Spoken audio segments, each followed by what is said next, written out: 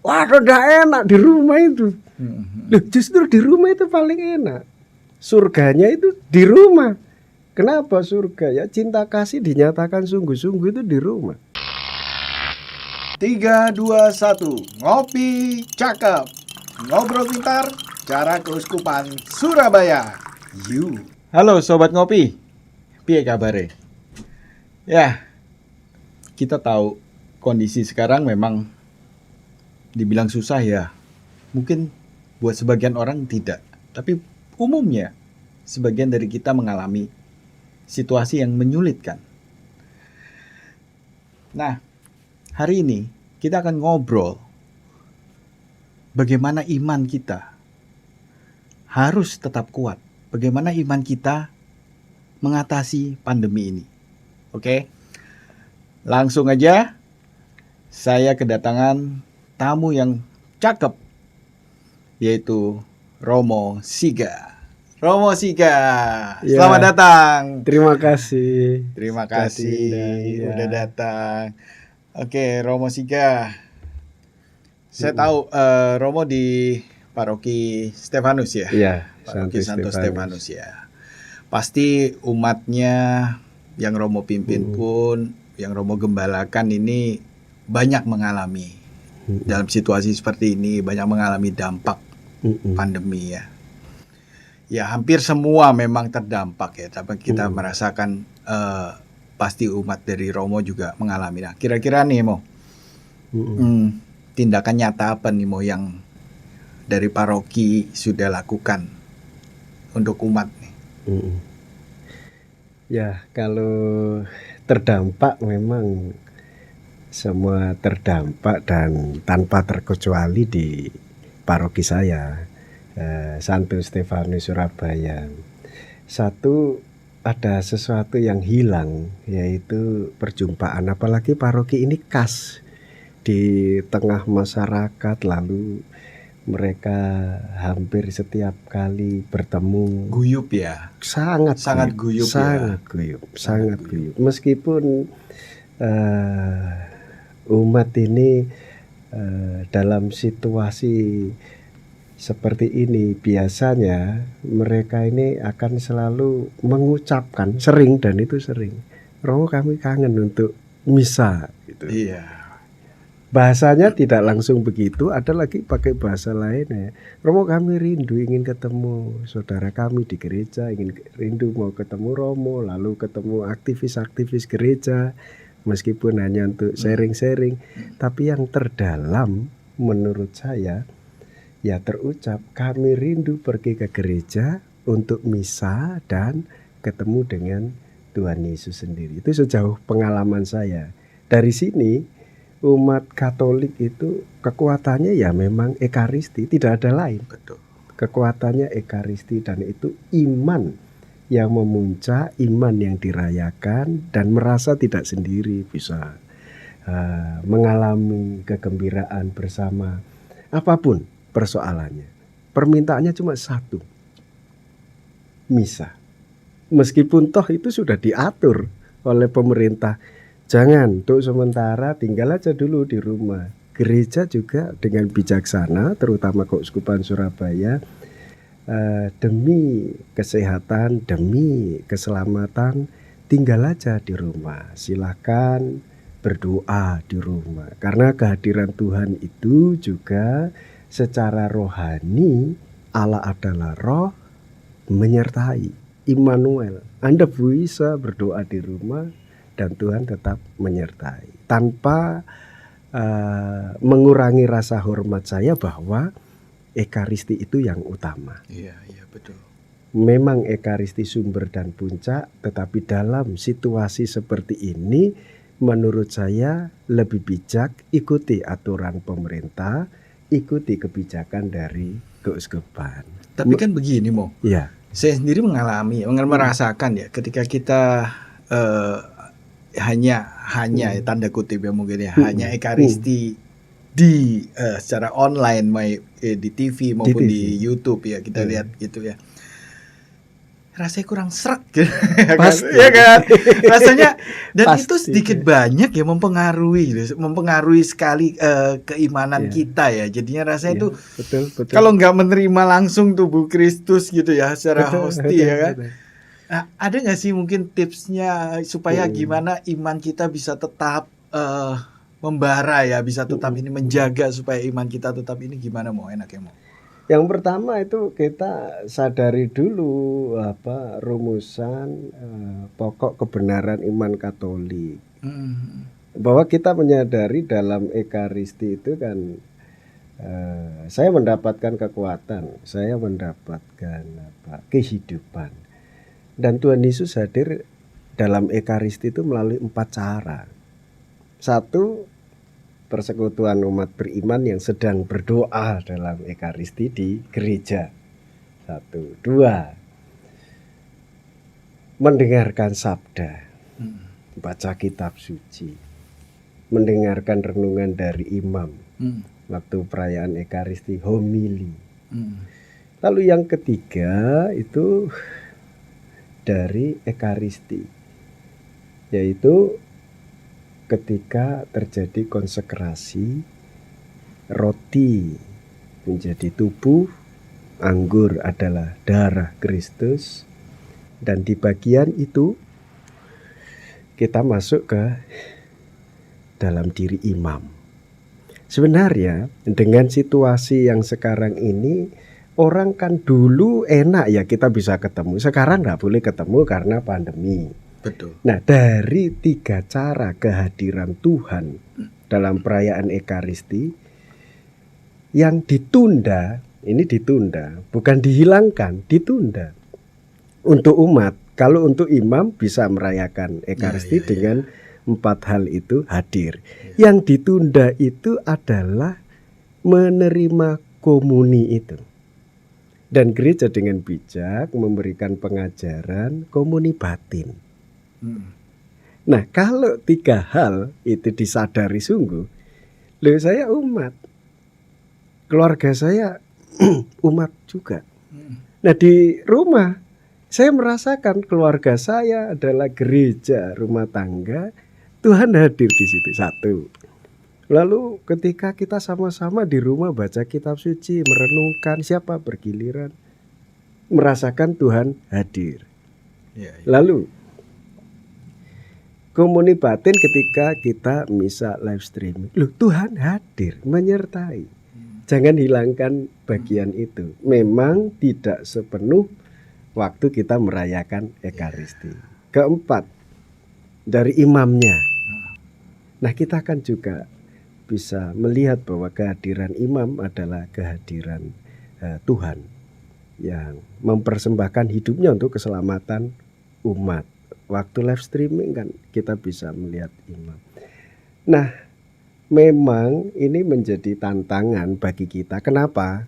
Biasanya kita ketemu langsung live gitu, hidup dan rasa dekat sekali dalam gereja. Nah, sekarang ini harus dijauhkan.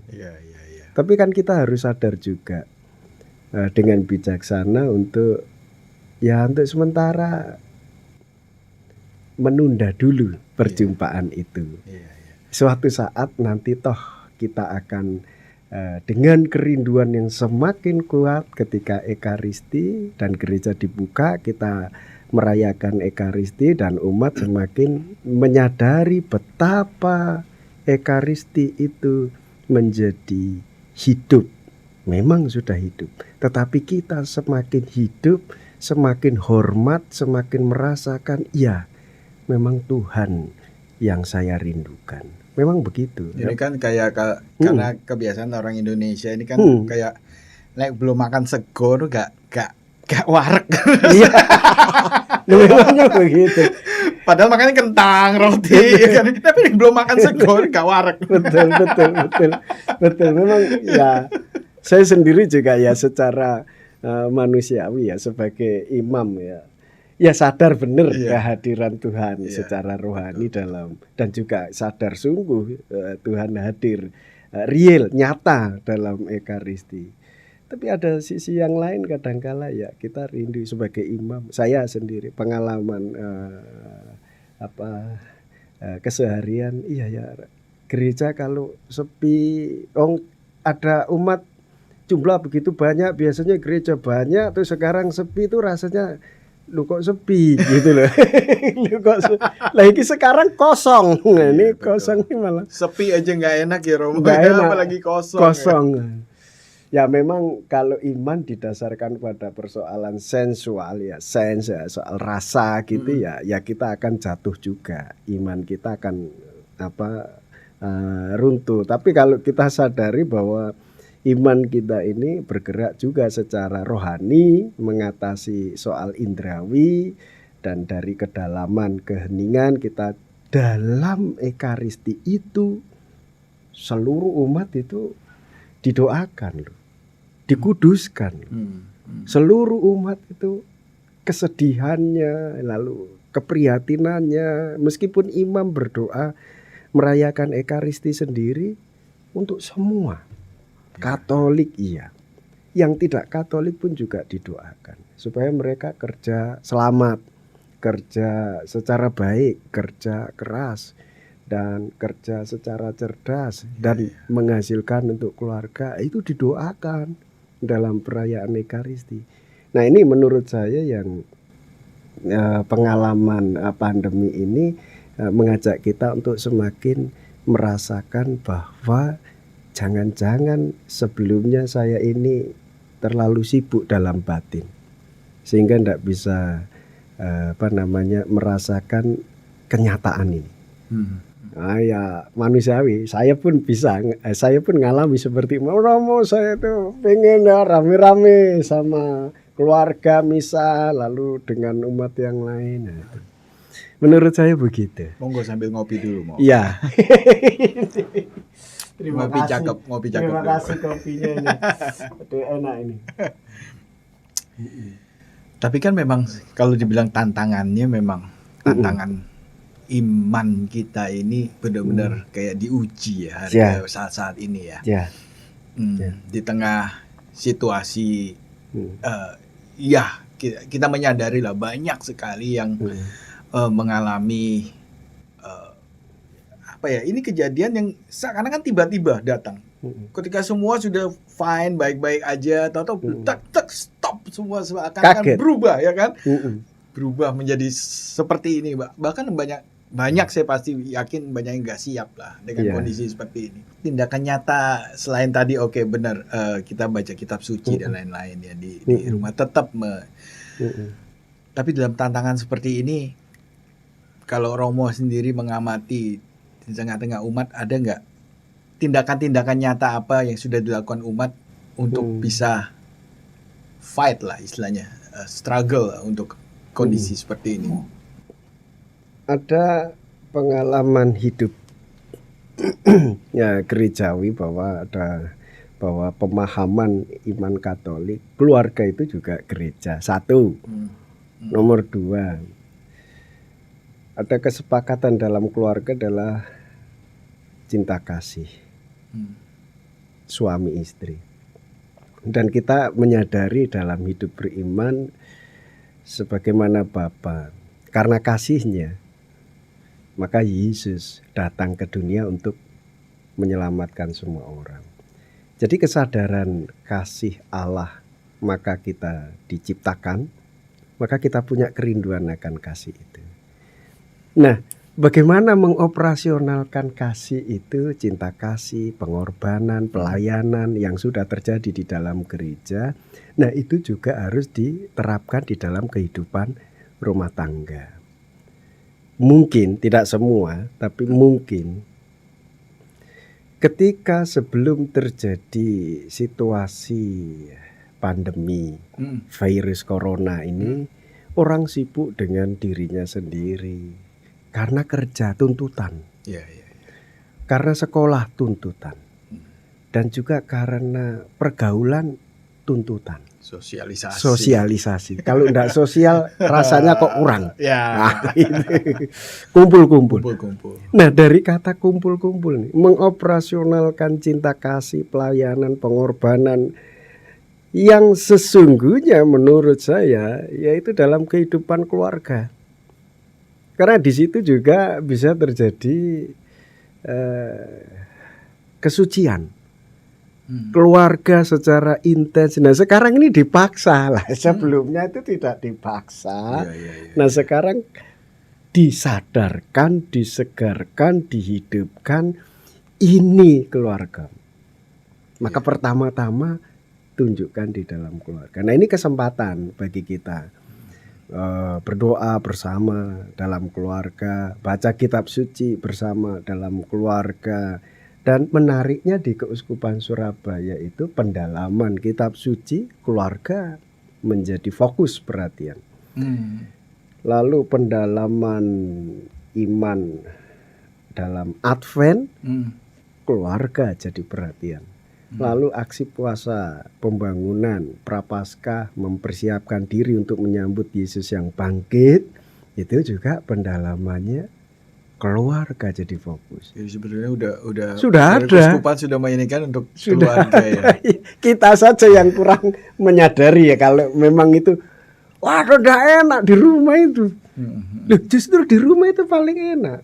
Surganya itu di rumah. Kenapa surga? Ya cinta kasih dinyatakan sungguh-sungguh itu di rumah. Iya. Keluar itu imbasnya begitu. Jadi perpanjangan dari keluarga, perpanjangan dari rumah, ya stay at home itu surga itu menurut saya. Sebenarnya itu kesempatan kita untuk menciptakan kembalikan surga yang ada di keluarga. Ada dia. Betul ya. Jadilah di bumi seperti di surga, keluarga dulu. Maka berbahagialah Bapak Ibu, saudara-saudari sekalian hidup dalam keramahan keluarga. Gereja itu mengingatkan itu terus menerus. Karena seringkali kan yang lalu-lalu ya mungkin banyak juga ya. Sampai di rumah pun makan bareng semua sibuk dengan handphonenya. Betul. Saya setuju ya, kan? Memang itu. Ya, jadi media sosial ini mendekatkan yang jauh dan menjauhkan yang dekat. Nah. Pada anak di sini, istri di sini, tapi semua handphone. Nah sekarang dipaksa begitu, nggak mau jadinya. Nah memang itu menurut saya ya keluarga itu tempat kesucian gereja yang karena ya, gereja menghadirkan itu. Jadi karena keluarga adalah gereja rumah tangga, gereja kecil. Nah, di situ cinta kasih bisa semakin nyata, semakin real. Nah dalam gereja paroki beribadah itu semua pergilah engkau diutus ya kembali dalam keluarga. Itu juga kekuatan. Nah dalam pergaulan kehidupan keluarga, keluar dalam bekerja, kesucian itu dibawa, ketulusan. Jadi tetap yang utama itu keluarga ya. Yang utama harus diinikan ya, betul. Keluarga, jangan hindari pergaulan kehidupan, keakraban, keramah-tamahan, bahkan keintiman dalam keluarga. Saya sangat senang kalau keluarga berjuang sungguh untuk mewujudkan kesepakatan cinta seperti waktu pesta perkawinan itu ya, begitu romantis ya. Ini kesempatan merayakan keromantisan. Pandemi oke, ya kita terima, jangan tolak. Berdamai dengan itu, kita terima sambil berdoa supaya segera berlalu, hidup dalam kenormalan yang baru. Lalu di rumah keintiman itu semakin ditingkatkan. Nah itulah menurut saya kesucian. Kesucian. Jadi justru sebetulnya seakan-akan saat ini Tuhan mengingatkan kita kayak ya utamakan yang intern ini ya, yang di dalam ini ya, yang di luar bersosialisasi itu stop dulu. Gitu kan. Ngopi ini nanti dulu. Di rumah kopinya. Ngopinya di rumah. Dibuatin istri kopi itu lebih sedap. Nah, itu yang Romo gak ngerasa. Aku cukup nonggo. Ya. Gitu. Ya tapi sekarang gimana? Oke, ini kali kita ngomong sekarang menuju ke new normal nih sekarang nih. Iya. Pastinya udah menjadi sesuatu yang berbeda dengan sebelumnya nih. Ya. Baik kita beribadah ke gereja pun akan ada protokol dan lain sebagainya, ya kan. mungkin kegiatan-kegiatan sosial kita yang secara rohani pun udah mulai berkurang ataupun digantikan dengan online dan sebagainya ya. Iya. Nah, sekarang gimana nih untuk mengarunginya ini? Apakah tadi sudah dikatakan kan, Romo mengatakan tetap yang utama memang keluarga, tapi kan Iya. keluar ini kan juga harus Romo bekerja dan lain Bekerja, sebagainya ya ya, kan. betul. Nggak mungkin juga terus-terusan di rumah kan, harus Betul. keluar bekerja. Betul. Dan ini bagi sebagian orang memang situasi yang berat. Banyak sekali akhirnya apa ya? Kalau saya mendengar orang-orang mengatakan ini titik nol istilahnya orang yang bisa berganti profesi. Ini kesempatan berganti profesi sekarang gitu kan. Ya, yang dulunya jualannya apa, sekarang jadi jual kuliner, mungkin akhirnya jadi apa, berubah lewat online. Online, yang dulunya orang gaptek akhirnya berusaha untuk belajar mengerti ya kan. Iya, betul. Mungkin itu new normal ya, Dan bagaimana sih seharusnya kita nih umat Katolik menyongsong new normal ini, baik dalam kita nanti beribadah ke gereja ataupun dalam kehidupan sehari-hari. Ya, kalau ada 3 hal yang mau saya sampaikan. Yang pertama, sebenarnya kalau kebersihan diri, kebersihan rumah itu sudah lama itu secara medis diseringkan, diutarakan ya, kita harus jaga diri, baik-baik kebersihan tangan, lalu rumah, kamar, itu sudah diajarkan sebenarnya. Tidak ada hal yang sulit. Sebenarnya tidak ada hal yang sulit. Lalu bagaimana cara beribadah dengan kenormalan yang baru ya. Orang harus jaga jarak, orang harus pakai masker, orang harus mau juga rendah hati, tidak berkerumun, antri pun jaga jarak ya, ditermogan begitu, lalu diukur suhunya. Ya, sudah sepatutnya kita untuk beradaptasi, menyesuaikan diri, membiasakan diri. Bagi saya ini proses pembelajaran. Proses pembelajaran memang manusia, setiap orang terus-menerus untuk belajar hal yang baik. Bukankah iman menggerakkan kita pada perbuatan-perbuatan baik? Iman itu menggerakkan pada perbuatan-perbuatan suci. Suci itu dikhususkan. Nah, sekarang kita masuk dalam suasana kenormalan baru, ya kita mengkhususkan diri dalam tatanan sosial, tatanan kesehatan yang baru.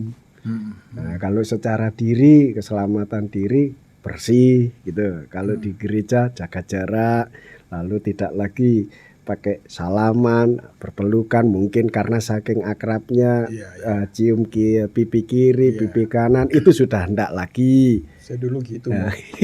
Kalau salam damai pasti istri anak saya cium. Gitu kan. Tapi bukan istri tetangga. Iya. Istri untung nggak salah gitu kan. Lanjut Pak. Kenikmatannya beda. Iya. Ya, itu di gereja. Di gereja demikian. Nah, saya di paroki Santo Stefanus ini kumpul sudah beberapa kali untuk mensosialisasikan kenormalan baru, habitus baru. Ya, kalau datang ke gereja cepat masuk. Selesai misa, nanti ini kan akan dimulai lagi gereja dalam kehati-hatian, dalam kewaspadaan. Kalau datang ke gereja cepat masuk, ikuti arahan para petugas pemandu umat gitu, atau satgas atau bentuk-bentuk lain namanya. Dan kalau sudah selesai misa, ya cepat pulang. Sudah, keramah tamahan kita justru di situ. Kalau dulu keramah tamahannya adalah ketemu, ngobrol, jangan cepat pulang. Sekarang cepat pulang.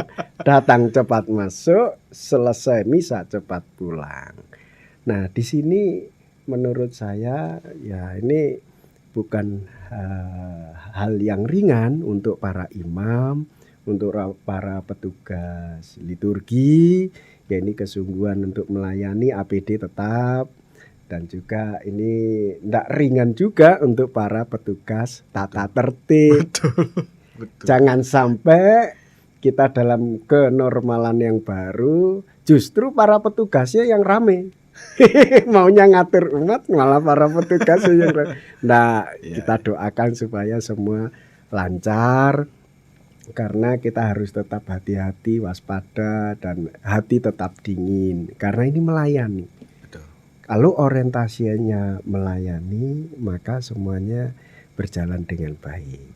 Emosi jangan, mengatur orang itu memang tidak mudah, tapi jangan mempermudah diri untuk segera mendapatkan respon yang baik, karena situasinya bingung. Betul. Hal yang baru ini tidak langsung bisa disadari, bisa dimengerti. Nah ini justru kerendahan hati para petugas tatib, tata tertib, satgas atau pemandu umat. Nah saya doakan ya semua lancar, supaya semua berjalan dengan baik, tidak ada yang sakit. Ya, jadi prinsipnya kita sebagai umat Katolik memang patuhi aturan yang sudah dibuat, protokol yang sudah dibuat oleh pemerintah. Itu kan untuk kebaikan kita ya. Jadi, kalau ketika semua umat juga sadar, mematuhi, nggak ada yang berusaha untuk melanggar atau apa ya, semua akan jalan lancar ya. Lancar. Ya sebenarnya sama aja kayak zaman dulu kita kalau naik sepeda motor dulu nggak pakai helm nggak apa-apa. Ketika ada aturan harus pakai helm naik sepeda motor, nggak nyaman pertama ya. Nggak nyaman. Selalu diawali dengan. Tapi perubahan untuk menjadi lebih baik kan memang ya. Harus membiasakan. Harus membiasakan ya, betul ya. Luar biasa, cakep sekali. Monggo kita ngopi. Nggak kerasa lagi ya. Enak memang. Terima kasih. Oke. Nah, mungkin ada ayat yang mau Romo bagikan untuk umat. Kalau saya senang tuh, sudah saya siapkan sih. Bagaimana ajaran iman Katolik bahwa hidup harus di dalam kasih. Saya ambil dari perintah Tuhan Yesus sendiri. Perintah supaya saling mengasihi. Yohanes bab 15 ayat 9. Seperti Bapa telah mengasihi aku, demikianlah juga aku telah mengasihi kamu. Maka tinggallah di dalam kasihku itu. Maka Bapak Ibu saudara-saudari, ya sebagaimana pertemuan ini pertemuan kasih ya. Perjumpaan kasih dalam keluarga juga kuat itu karena kasih, bukan materi yang lain, tapi karena kasih. Dan nanti gereja dibuka karena dispensasi dari Bapak Uskup. Dispensasi artinya ya masih belum bisa dibuka, tapi diberi kelonggaran. Kita diberi kesejahteraan iman kita dengan misa. Ya datanglah dengan penuh kasih. Bagi umat, ikuti protokoler yang sudah diarahkan oleh para pemandu. Mereka juga kerja keras sungguh, mempersiapkannya juga kerja keras sungguh. Lalu bagi para petugas liturgi, ya bekerjalah dengan kasih. Saya rasa itu justru lebih adem, lebih dingin, lebih guyup. Bahkan itu sebenarnya menunjukkan iman yang dewasa. Bergerak tanpa emosi kemarahan, tetapi mengatur umat di dalam kerendahan hati. Itu menurut saya kasih. Itu ajaran Tuhan itu. Bukan saya ini sebagai pengantaran untuk menyampaikan pesan Tuhan. Menurut saya begitu. Oke, Romo Siga, terima kasih sudah datang. Terima kasih kita udah ngopi bareng, udah ngobrol. Wah, lumayan asik sekali. Dan saya terima kasih sekali lagi Romo udah menyempatkan diri. Sebenarnya kalau ngobrol sama Romo nih bisa seharian nggak kelar. Seru banget, banyak sekali yang bisa kita bahas. Tapi pasti Romo juga udah punya agenda-agenda lain yang kita nggak bisa mengganggu terlalu lama. Oke, sobat ngopi, satu hal yang menarik adalah ketika keluarga yang sudah Tuhan percayakan pada kita, dan inilah kesempatan untuk kita mulai membentuk kembali surga yang ada di dalam keluarga kita. Sobat Ngopi, saya Louis Lee. Sampai jumpa dan terima kasih. Jangan lupa ngopi cakep. Dan sekarang ada satu persembahan khusus dari Romo Siga. Silakan Mo. Bapak Ibu, saudara-saudari, saya akan membawakan satu puisi. Semoga ini menjadi kekuatan, penghiburan di situasi yang memprihatinkan ini. Kita sama-sama karena terkena pandemi virus corona.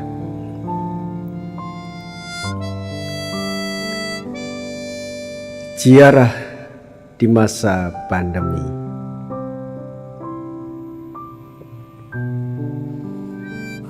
Hidup kita ini sementara dalam ziarah. Tubuh bergerak, nafas menuju kesucian.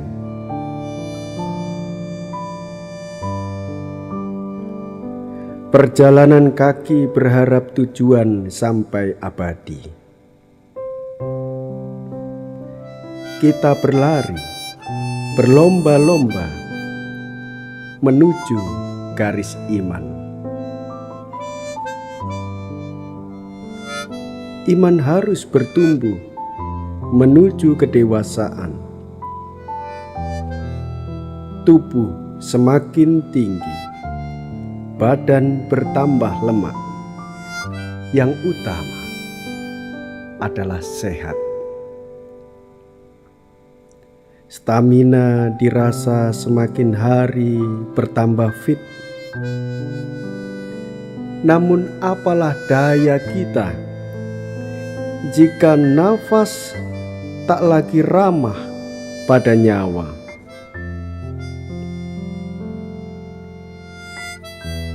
Kerendahan hati berjaga dalam kewaspadaan. Meningkatkan kesadaran di masa pandemi. Penyakit seakan mencubit kesadaran diri kita. Tubuh mati rasa, luka menganga pada jiwa. Kita bisa kemana saja, ruang tak mengurung. Itu dulu. Sekarang kita di rumah saja. Tak boleh ada kerumunan. Menjaga jarak dengan sentuhan. Hindari salaman. Eratkan persaudaraan. Hanya dengan senyuman melalui media.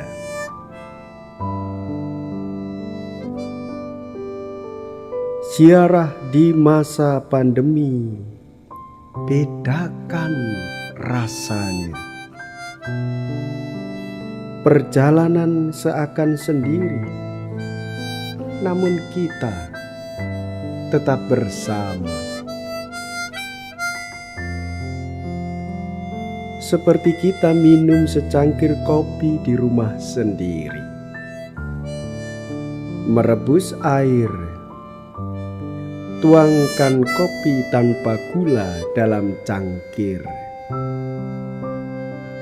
Ketika air mendidih dituangkan dalam cangkir yang sudah berisi. Aku datang sebagai aroma dalam uap menyapa wajah.